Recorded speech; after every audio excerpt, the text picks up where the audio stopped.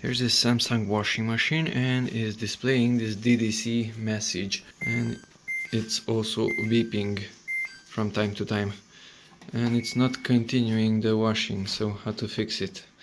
Well, this portion is open, as you can see. Simply close this door, and now it's continuing. So if I pause the washing and open the door and forgot to close it, then I have ddC. Close it, and now it's continuing. The ddC message can appear also while washing if you accidentally push the door in. The door is not going to open.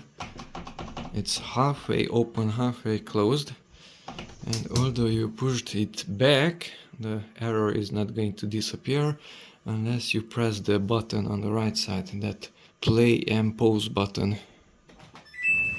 Now it's continuing.